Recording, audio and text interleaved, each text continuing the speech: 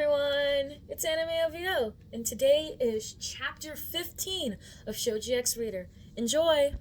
The doctor gasped, dropping his clipboard. Aizawa quickly grabbed your arm and took you into the elevator. But Kurogiri had created a portal right in front of you, causing you to fall right into Shigaraki's arms. Shit!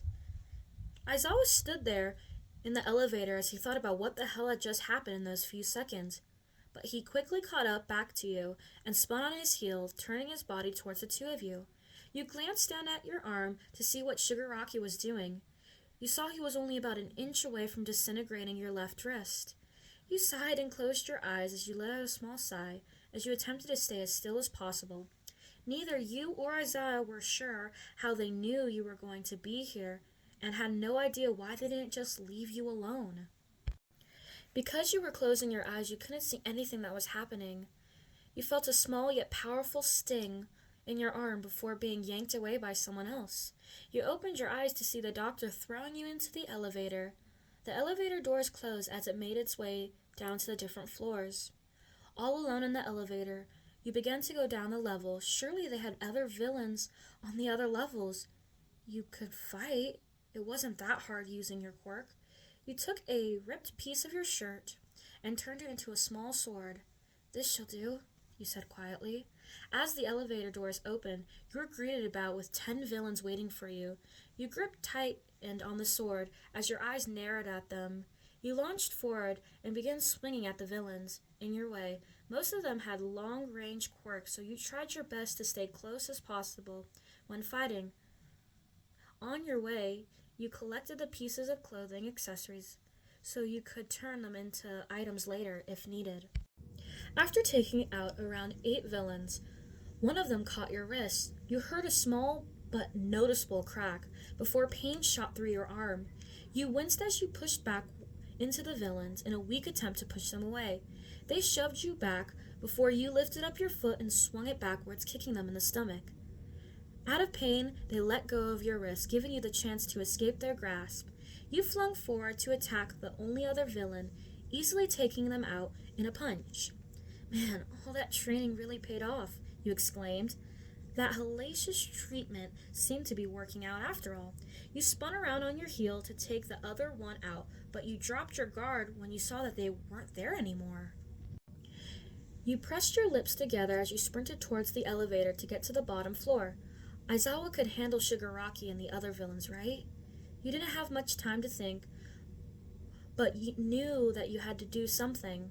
You made it back to the elevator and decided to go back to the top floor. You pressed the button and pulled out a pair of goggles you had just stolen, so you easily turned them into a small yet hopefully powerful hammer. As the doors opened, the horrific sight of Aizawa on the floor being beat up by Shigaraki and the others, you hesitated but flung yourself out of the elevator. Out of anger, you swung and almost hit Shigaraki on the back of the head. Your wrist was still killing you, and that gave you a weak spot. Kurogiri obviously noticed, causing him to grab your wrist and cause immense pain. You collapsed to your knees and let out a breathy cry. Aizawa heard you, causing him to point to the elevator and let out a small groan. "Go!"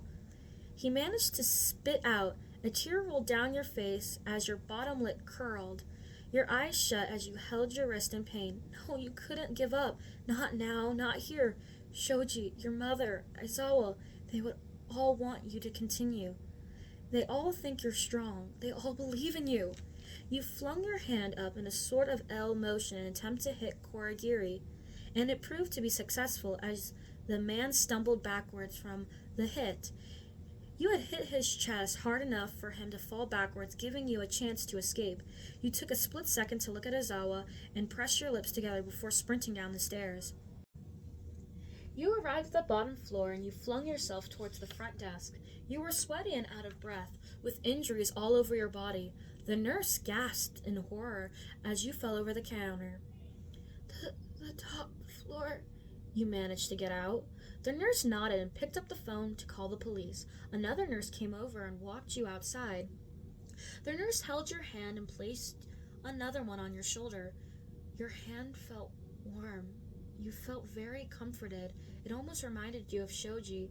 A knot in your throat began to form as you let out a small sob.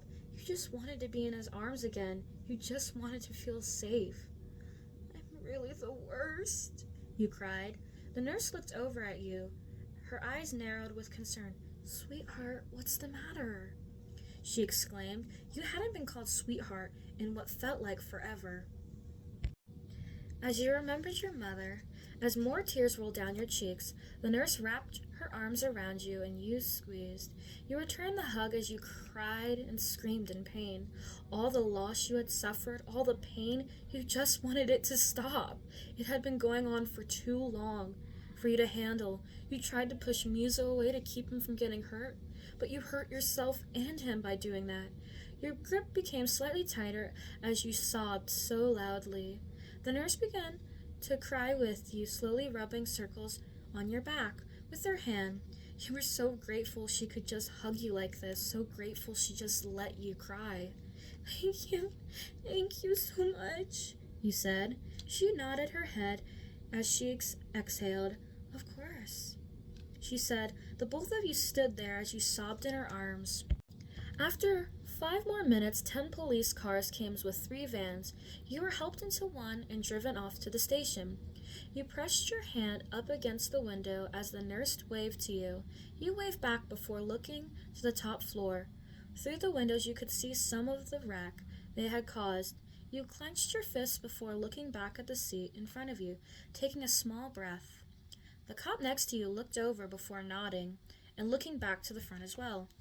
Once at the station, you were taken into a small room and given a pair of large sweatpants and a t-shirt and a blanket, even a cup of hot tea.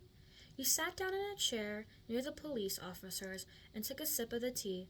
Maybe things were finally going to get better. Get better for good. Your eyes closed and a small smile had appeared on your face. You placed the cup on the small table as you heard a door from the other room open. Your head turned as you tried to listen through the walls without standing up. The door to the room you were in opened as a familiar male stepped out. He had his small bags under his eyes, and his hair was a mess.